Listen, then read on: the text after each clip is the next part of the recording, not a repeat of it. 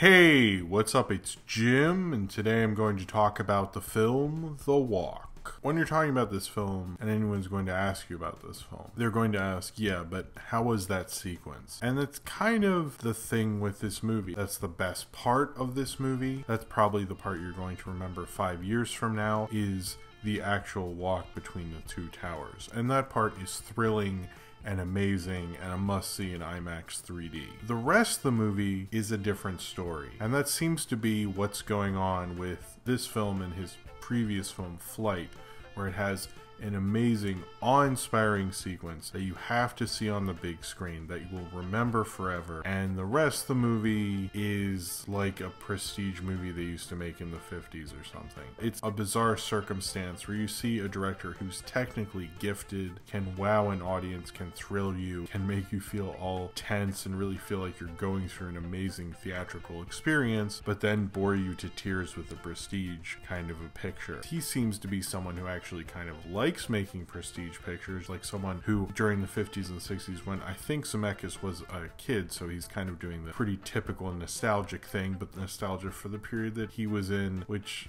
is a weird period that wasn't really popular. It's like he cared about what the studio's Oscar pictures were going to be. Zemeckis isn't really cool, but he manages to pull these sequences off so well that it almost makes me want to give it a good review, especially because the film builds to this walk, and that's at the end of the movie, and you're leaving having just gone through this amazing theatrical experience, whereas Flight, it's at the beginning, so you had a bunch of Denzel Washington going through alcoholism and drug abuse crap to kind of dull that down. You could leave and give this a great review just on that sequence, but a movie is more than just a sequence. And I think the interesting thing is it almost feels like Zemeckis shows off the best of what he can do in those sequences, but he almost shows the worst of him in the rest of the entire movie, and why you're probably sick of him, and why I find him both a little presumptively pretentious and boring in what he's doing now, and not living up to the promise he has in his actual own movie. The Walk is based on the true story of Philippe Petit, who put a high wire between the Twin Towers in 1974, and it was a big moment for him. His whole life had been building towards it. As soon as he saw the Twin Towers in a magazine, he decided he wanted to walk a high wire from one building to the next, and he learned how to walk the high wire from Ben Kingsley's character, and he met his girlfriend Annie while performing in Paris, and he kept at it and he kept going until he eventually comes to New York and starts, as he calls it, a coup to get up there and do the walk that we all know happened and the movie's named after. Another thing that this film has to kind of live up to is a fairly well-regarded documentary called Man on Wire, directed by James Marsh, who would go on to direct such terrible things as The Theory of Everything, and a really good documentary as well, Project Nim. The difference really between Man on Wire and The Walk is Man on Wire is interesting from beginning to end. It's a very interesting documentary. There's no way you won't be captivated by most of the film and kind of moved and motivated. Whereas this, it's not interesting until he starts going into the two towers and breaking in and setting up the wire and doing everything. That's when the movie got interesting. That's when it really grabs you. I'm not sure why Zemeckis is in this mode. I mean, it's kind of interesting how comparable this is to Flight, and it definitely shows someone who really loved prestige films. They were prestige films back in the studio era. It wasn't as much about the money. They were films they wanted to make. They knew they were going to be nominated and presumably would probably make money because of that, which is kind of like how the Oscar system has never changed. But it seems like Zemeckis is someone who loved those movies, and in this it shows more of a love for that kind of a film than Flight. Flight seemed to be a little sadder and more dramatic. I kind of liked that it went for that. I respected it for that. The Walk is probably a lot more enjoyable. It's a lot more fun. It's a lot less serious. There's a lot less depressing Denzel Washington drug abuse stuff. It does show somebody who likes those kind of films, and the problem with those films, I don't hate prestige films just because they're prestige films. Amadeus is a film that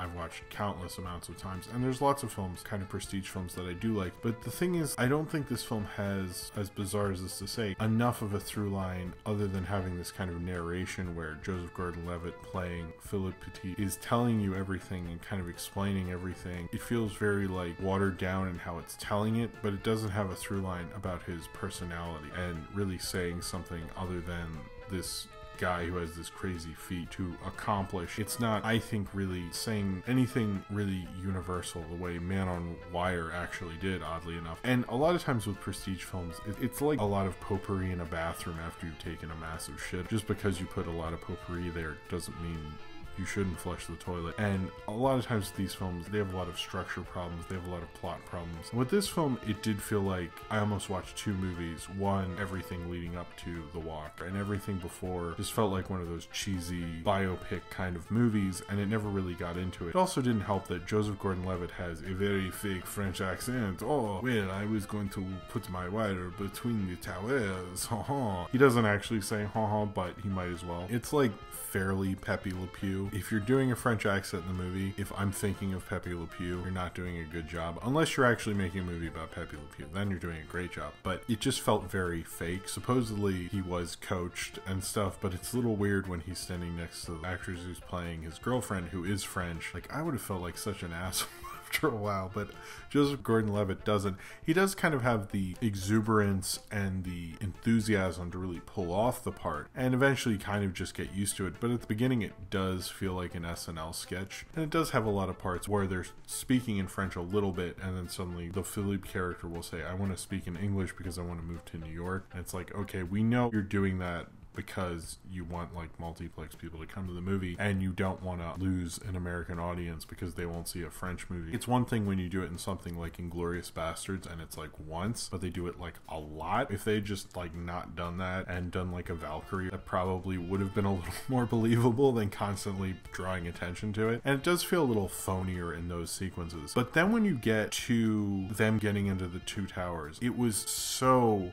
thrilling and amazing and captivating because they're on a goal, they're on a quest, they're doing this thing that they've talked about. And much like seeing a film like The Martian, when you see a group of people accomplishing something and dedicated towards something, and that film is solely about that, it's very hard not to be captivated by it. It's like watching a procedural or something in a way. You're like so enraptured into this. Right when they sneak in, I guess, to the two towers, I was so in. And then when he does the actual walk, I saw that in a great IMAX, the Lincoln Center IMAX here in New York. I was really like going like, oh fuck, oh fuck. He does live, the guy's still alive, he's fine. I'd actually seen another movie and I know he's fine, and still while I'm watching him I was like, this is scary, he's gonna fall. And that's an amazing sequence. It does look like photorealistic 3D in those sequences. It was just like so amazing, and just to see down the two towers and the way he uses clouds in one sequence to show that it was only him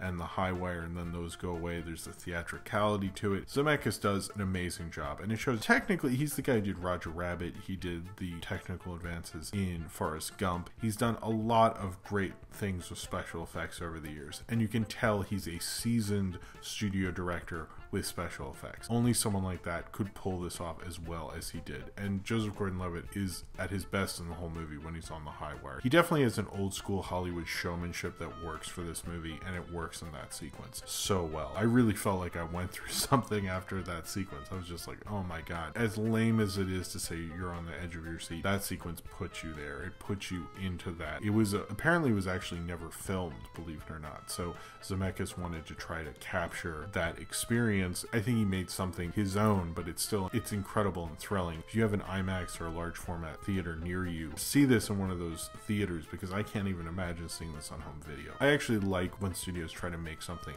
that's a big screen movie and has some thrills to it and makes you go, wow, oh my god, movies are awesome. I love going to the theater and seeing something like this. When I think about this movie, and much like Flight, I think about that sequence and I think, god, that was good. That was such a good sequence. And they're like, yeah, what about the rest of the movie? I remember he was drunk in a house and there was a radio or a stereo.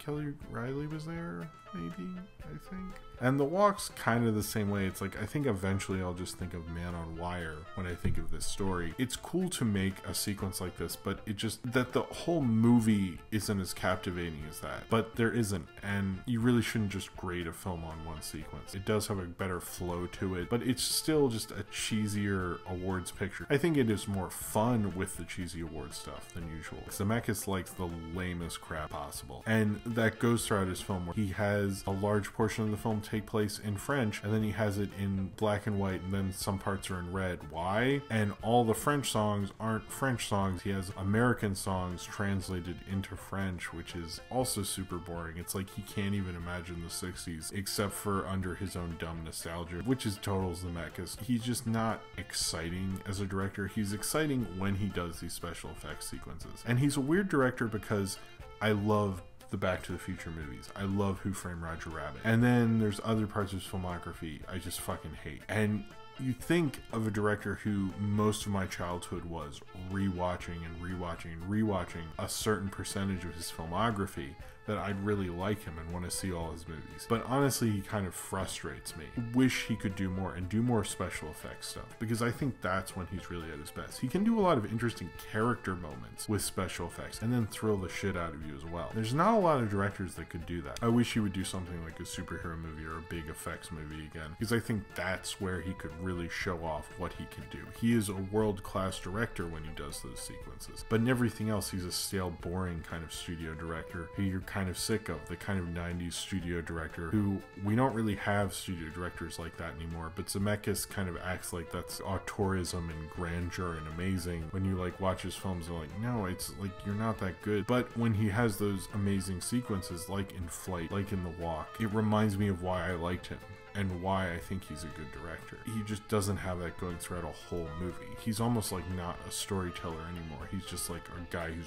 really good at one sequence in a movie. I wouldn't say he's phoning it in. He's just like completely misplacing what he should be doing with himself. It's a fun movie. It's an enjoyable movie, but it's not a great movie. If the sequence hadn't been so good, it wouldn't have made the rest of it look so super lame and boring and stale like most prestige films do. Most prestige directors can't pull off a sequence like this. That's this thrilling and just like really just like made me feel like I was gonna fall down. It reminded me of that sequence in Ghost Protocol, but like way worse. I don't know if people actually have thrown up from vertigo or that's just a studio doing a great promotional job. I was definitely freaked out, which is, I'm not someone who does that, but I actually kind of love it when movies do that. And that sequence is everything I want from a big IMAX experience, but this movie was everything I don't really like about big prestige dramas, and it's kind of a weird mixed bag. Sure, I think this is a lot more fun than Flight, and I would recommend this over that. It's like he's doing the prestige thing, and he's gotten honestly a little better. I would like to see a complete awesome movie from Robert Zemeckis, not just okay movie with an awesome sequence. And in those sequences, he shows how good of a director he can be, but it's almost like the rest of the movie is kind of like an insult